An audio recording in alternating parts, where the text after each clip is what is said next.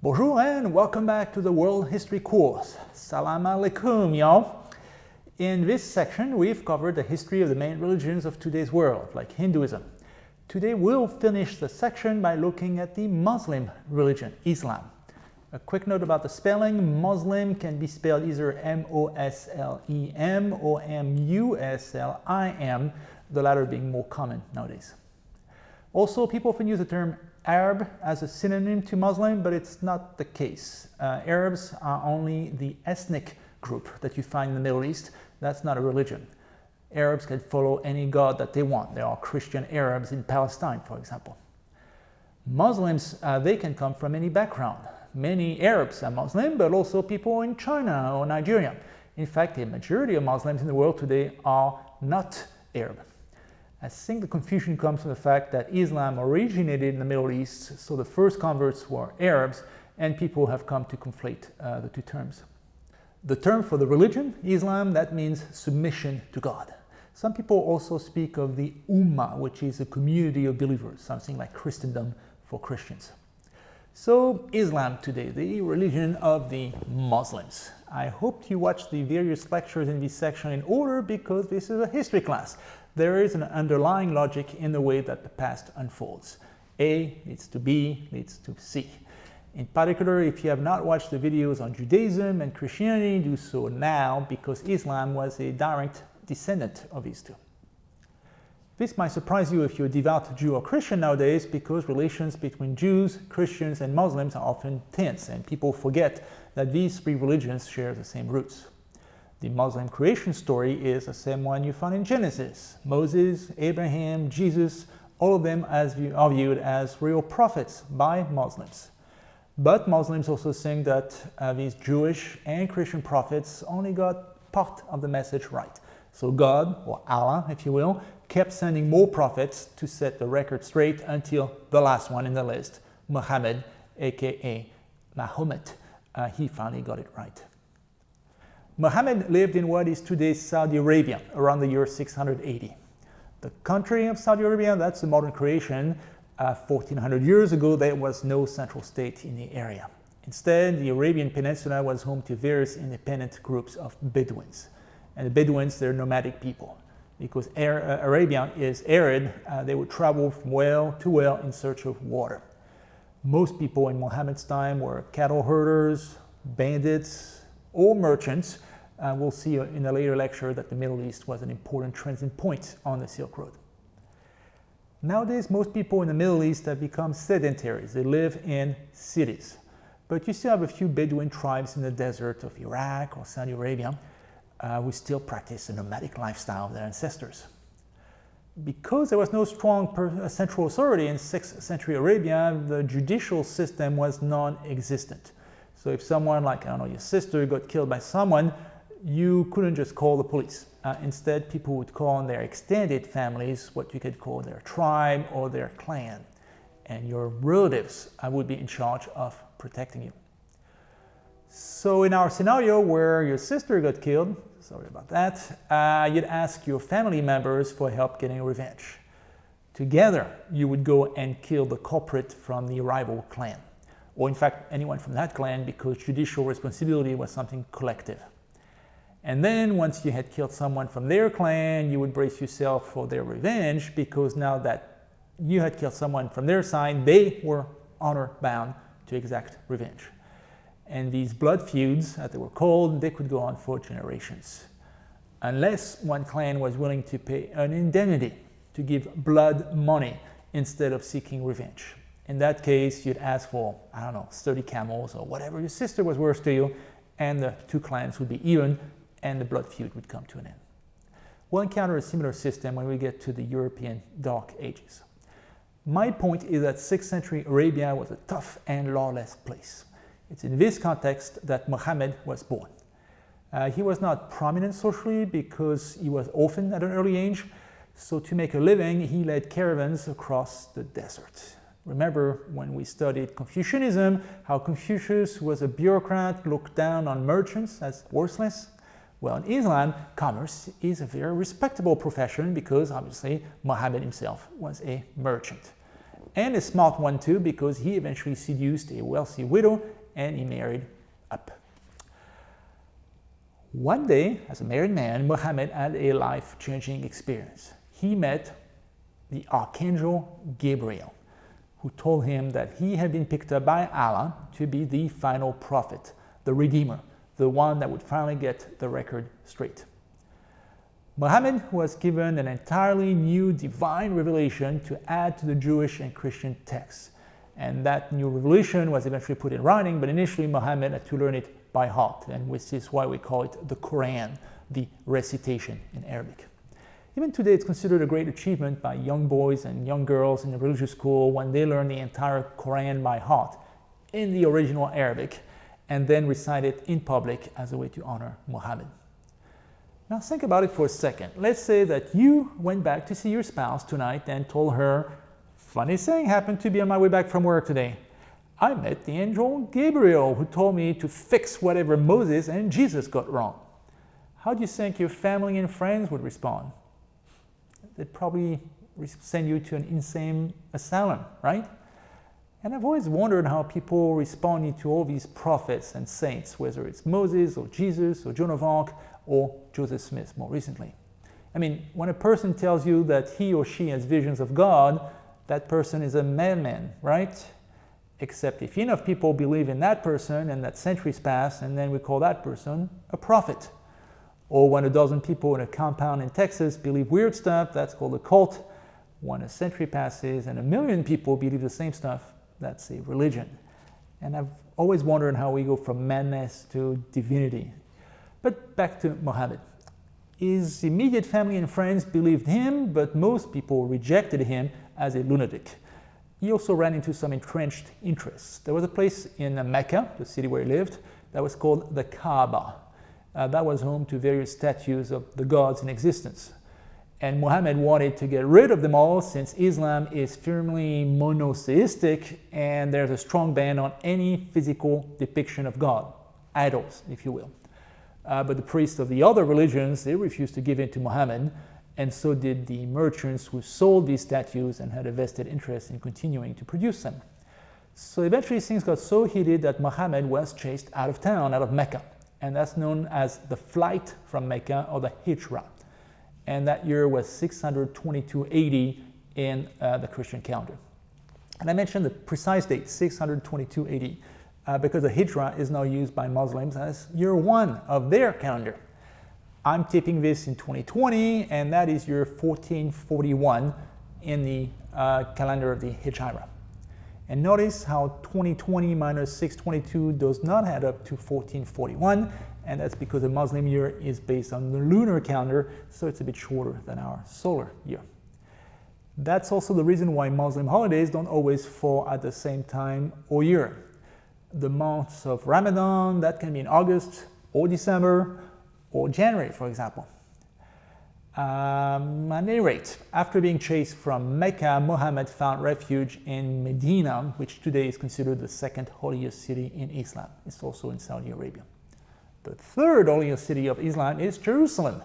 Muhammad is said to have traveled there magically one night, which is why you have that big mosque on the site of the old Jewish temple. It marks the journey of Muhammad. And since Jerusalem is also the place where Jesus died, that makes it a holy city for 3 religions: Judaism, Christianity, and Islam. One major difference between Muhammad and Jesus, however, is that Muhammad was not just a prophet. He was also a statesman and a warrior. During his exile in Medina, he gathered up more followers, trained an army, and founded a state. And that means that the concept of the separation of church and state, which is central to present-day Christian democracies, is more alien to the Muslim tradition. Muhammad headed a church and a state. The two were joined at the hip. After gathering that army, Muhammad was able to head back from Medina to Mecca, sword in hand, and win. And then he went to the Kaaba and smashed all the idols, leaving only a meteor where Abraham had once stood. The Kaaba is still there, the meteor is still there, it's like a big black box, and that is now the holiest site in Islam, the centerpiece of the annual pilgrimage, the Hajj. Muhammad died shortly after that in 632, and that's it. That's the life of Muhammad as told through the Muslim tradition. Let's now move on to what Muhammad preached in his lifetime, the tenets of the faith. The main source would be the Quran, the word of Allah as revealed to Muhammad. Muslims also follow the Sunnah, S-U-N-N-A, which consists of accounts of the life of Muhammad written by those who knew him personally. Think of it as the Muslim equivalent to the Gospels. And Muslims would use these texts for guidance on how they should live their own life based on how Muhammad lived his own life. The Quran and the Sunnah are not always very clear, so Muslims also use interpretation of the holy texts by legal scholars. These are known as the ulamas. Think of the US Constitution. When it's too vague, the Supreme Court steps in and interprets the Constitution for us, and those decisions by SCOTUS have de facto power of law. Let me give you an example in Sharia. 10 years ago, a Muslim man tried to divorce his wife, and the divorce procedure under Muslim law is pretty easy, for men at least. They just say, talaq, I divorce you, 3 times to their wife, and that's it. You just save a lot of money in lawyer fees. But that man only texted the 3 words. So the question was the divorce valid? Obviously, the Quran from 600 or something had nothing to do about cell phones of today, so a judge, an ulama, had to step in. In that case, he decided that the text was just as valid as face-to-face. It sounds a bit cowardly to me, though. If you combine all of this, the Quran, the Sunnah, and the decisions by ulamas, jurisprudence, you have Sharia, Muslim law. Some modern Muslim states, like Saudi Arabia or Iran, they don't practice the separation of church and state, or mosque and state, and so they still consider that Sharia law is binding in court.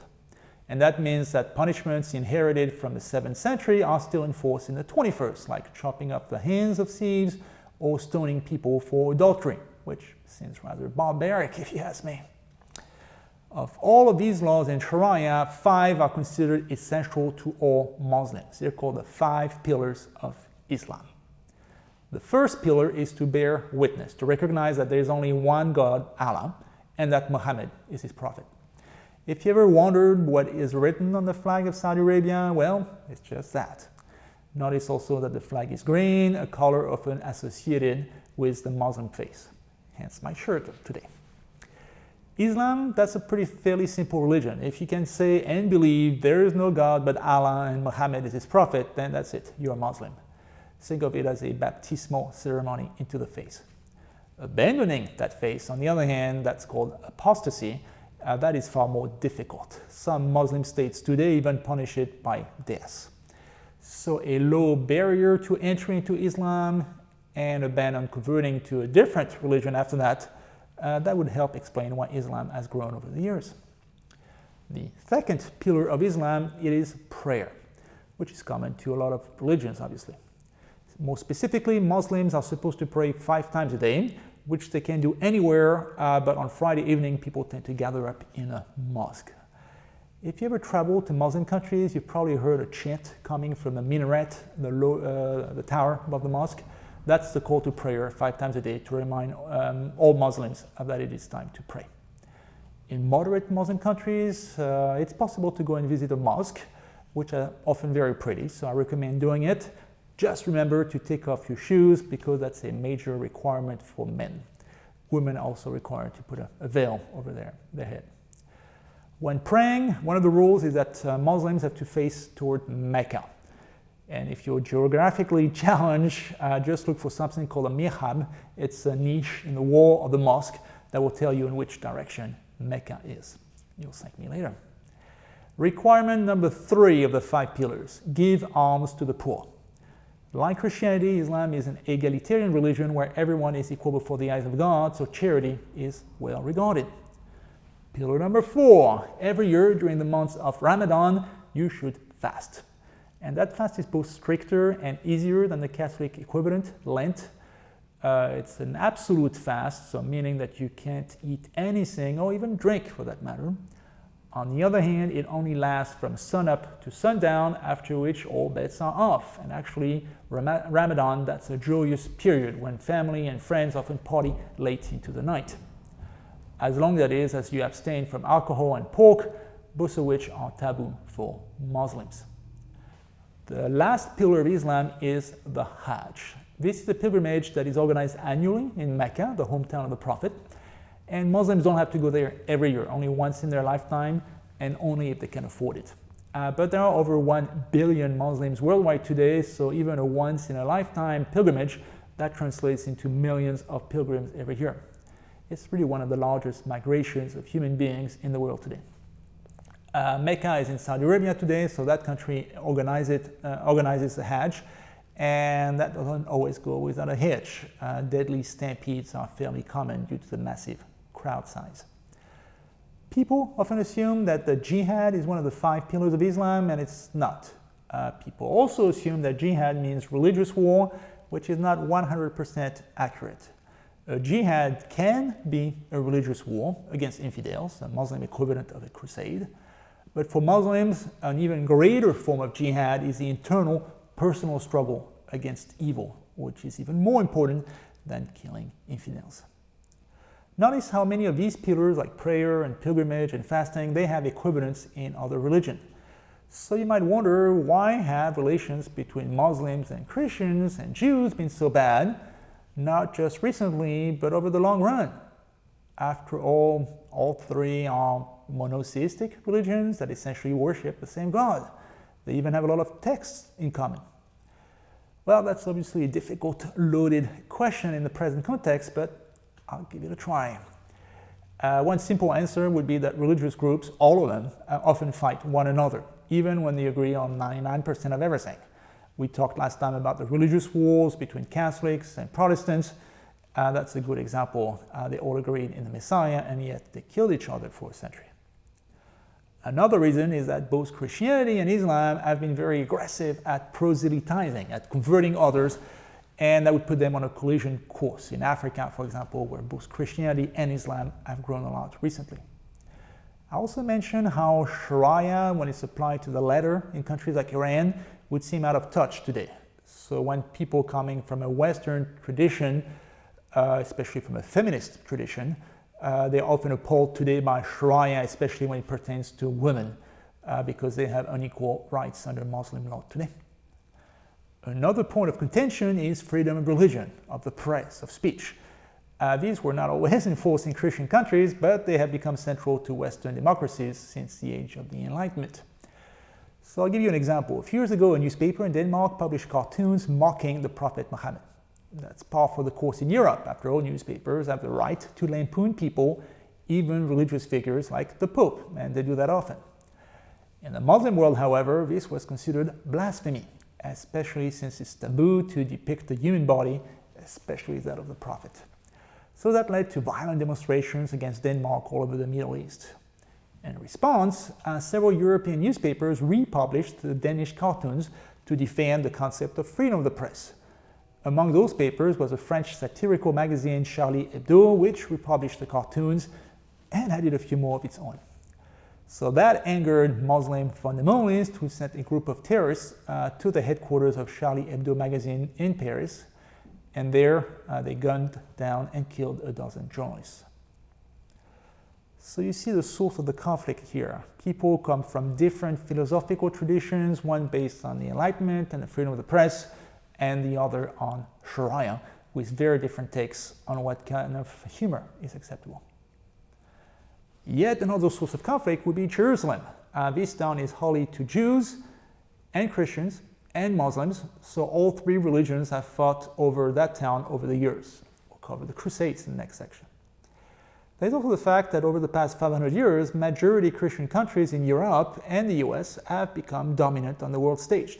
That's called the rise of the West. And that led European countries like France, Britain, Italy to colonize various Muslim countries like Algeria, Pakistan, or Libya. The US itself never colonized any Muslim country proper, but it has invaded multiple countries over the years like, well, Iraq notably. And Israel has also occupied Muslim Palestine. So Muslims complain that they are the ones who have been killed and victimized recently. That's another source of conflict. I cover this in my Modern World History survey, so if you're interested in the topic, check out my videos on modern Israel and modern Iran. Let's now go back to 7th century Arabia. When Muhammad died, he had conquered a kingdom that corresponded roughly to present-day Saudi Arabia. In the 2 centuries that followed, his successors, known as the Umayyad dynasty and the Abbasid dynasty, went even further. Arab warriors were able to conquer the whole Middle East from the Persians, whom we studied earlier, and the Byzantines, whom we'll cover later. Muslim armies were also able to push into Europe, which was in a state of disarray after the fall of Rome. We'll talk about that in the next section. And eventually the Arabs were stopped by a French army at Poitiers in a battle in 732, but they remained in control of the bulk of Spain and Portugal, the Iberian Peninsula, for centuries thereafter. And so Spanish Christian kings spent years and centuries trying to reconquer Spain, what they call the Reconquista, the reconquest of Spain. So to answer the original question, how did Islam gain so many converts? One answer is military conquest. The Arab Empire took over the Middle East and North Africa in the 700s, and that corresponds to areas of the world with a large Muslim presence today. People who lived in those areas conquered by Muslim armies had to decide whether to convert or stick to their own original faith. Muslim rulers were generally tolerant towards Jews and Christians, seeing them as fellow monotheists, but they also imposed a special tax on infidels. So some Christian and Jewish businessmen, they converted to Islam anyway, either because they were attracted to the teaching of Islam or because they were practical people who wanted to cut their tax bill. Muslim conquerors also had to decide what to do with the Mawalis. That term refers to Muslim converts who were not of Arab descent. Initially, since all Muslims were also Arabs, it wasn't clear whether non-Arabs could even be Muslims. And we saw last time that early Christians had the same debate regarding non-Jews. But when Arab armies took over North Africa, or Spain, or Persia, they had to decide whether all the non-Arabs living in those countries, they could convert to Islam on an equal footing. In the end, the decision was made to allow non-Arabs into the Ummah, the community of believers. Everybody, Arab or not, could be a Muslim regardless of their ethnic background. And obviously that would increase the pool of potential converts 100-fold, which is another explanation for the rapid rise of Islam. Quick question, what is the largest Muslim country in the world today, by population that is? You're probably thinking Saudi Arabia, or Iraq, or Iran, or Egypt, and you'd be wrong. Indonesia is number 1 in Southeast Asia, followed by Pakistan and India and Bangladesh in South Asia, areas of the world that were not conquered by Muhammad and the early Umayyad dynasty. So why are there so many Muslims in South and Southeast Asia then? Not conquest.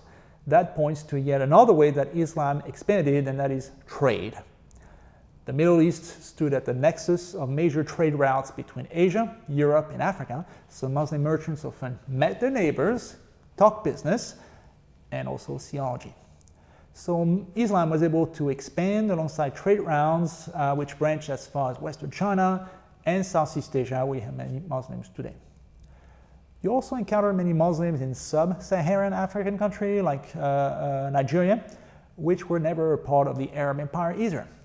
Commerce, that's also the reason. In the Middle Ages, there were active trade routes across the Sahara Desert, up the Nile River, along the Indian Ocean, and these connected the Muslim Middle East to Black Africa and helped as a path to conversion. We'll talk about Mali in a later section. More recently, the Muslim population has also grown a lot in Europe and the US, and it's now the second largest religion in France, for example. The reason here is not conquest or trade, it is immigration from former colonies. Many peoples have migrated from India and Pakistan to England, or from Algeria and Morocco to France, and they brought their Muslim religion with them. And that's another source of religious friction. You know from the US context that local citizens often rail against immigrants. So in France, an old stock French person, who is often Christian, would tend to complain about the recent surge of Muslim immigration. One thing we've noticed with religions, whether it's Hinduism or Christianity, is that they tend to split as they grow. They undergo schisms. Islam was no exception, splitting between the Sunnis and the Shiites. My students often think that the difference between Sunnis and Shiites has to do with how moderate or extreme they are, and that's not the case. You got some moderates and fundamentalists on both sides. Osama bin Laden, the architect of 9/11, he came from an extremist Sunni sect. Meanwhile, the terrorist group Hezbollah in Lebanon, they're Shiite. So you have moderates and idiots on both sides. The distinction is actually much older than that. When Muhammad died, there was a debate over who would take over his succession, both spiritual, who would be the leader of the faithful, the Pope, and secular, who would take over his kingdom. In other words, who would be the next caliph, which was a term for the religious and military leader of Islam, the king/pope. The problem was compounding by the fact that Muhammad had no son. So some Muslims thought that it was up to tribal leaders to select a new caliph, to go through an election, and others thought that the next caliph should be a relative of Muhammad, that it should be a succession. The main pretender to the throne was Ali. He was a cousin of the Prophet and also his son-in-law, so he demanded to be the caliph based on the principle of succession, and then he was murdered by a rival faction. And then his son Hussein, who also planned to be the caliph, again based on family ties, he was murdered in turn. So in the end, it was those who favored succession by Ali and Hussein who lost the fight, and these are known as the Shiites. And they have remained a minority in Islam today. If you see the city of Karbala in Iraq, for example, it's been a major pilgrimage site for Shiite ever since, because that's where Hussein and his relatives were murdered.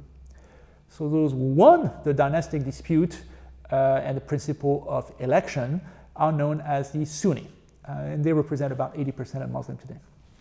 Over time, the difference between Shiites and Sunnis went beyond the simple matter of the succession of Muhammad to turn into something more doctrinal.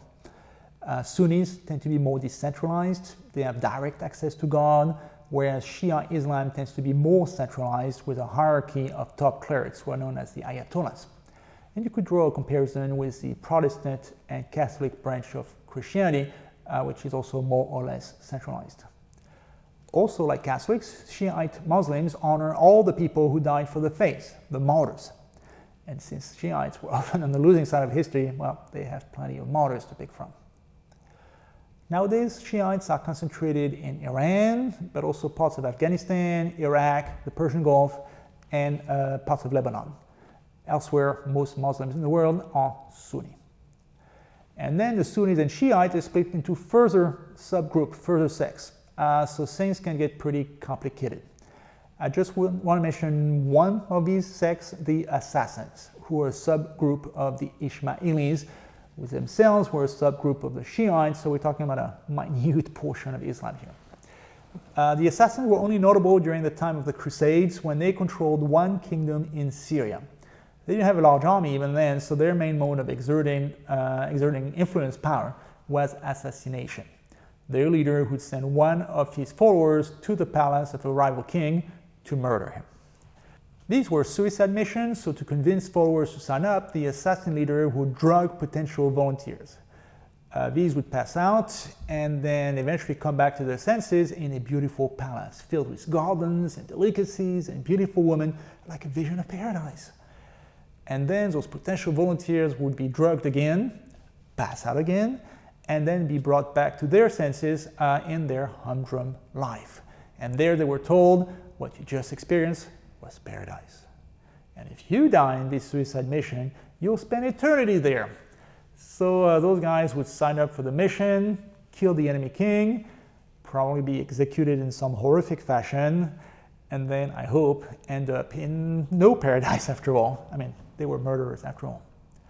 So why am I telling you this anecdote? Well, the assassins were just a minute subset of Islam, which had a brief moment in the sun 900 years ago. But in case you haven't noticed, I love etymology, the origin of words, and that's the reason why I'm telling you this story. The people who were drugged were called the Ashishin at the time because they took ashish, weed, pot. In turn, the word Ashishin, basically a drug addict, came to mean the people who do the political murders when they're high, and so it became Ashashin and then assassin. And that's how we get the word assassin. I think it's a cool story. But back to what we learned today. First, Islam was the last major religion to appear, building on Judaism and Christianity, plus the revelation of the Prophet Muhammad. Second, Islam grew very fast, in part because it actively sought converts, in part through military conquests, in part through trade, and more recently through immigration. Third, along the way, the rise of Islam sparked conflicts with established religions, especially Christianity, and also within Islam's own sects, Sunnis and Shiites. Well, that's it for this section on world religions. Then next time we will be heading to Europe during the Middle Ages and ultimately cover one example of these conflicts between Christians and Muslims, the Crusades. Religious conflict can be a dour topic, so here are two suggestions to lighten the mood. The first is watch Life of Brian, and that's an alternate take on the life of Jesus as seen by the Monty Python, the British comics. I find it hilarious. The second suggestion is this t-shirt, which does a great job of summarizing everything we learned about religion in this section using just one four-letter word. Some of these jokes are better than others, but I particularly like the definition of Hinduism and Jehovah's Witnesses and atheism and Rastafarianism. I hesitated to put the list on the screen because there's a bad word, and also I was concerned that some people might take it the wrong way. But then I thought super religious people are known to have a great sense of humor, right? It's not like they get super mad when people poke fun at their God and pick up a gun, right? Right? See you next time, I hope.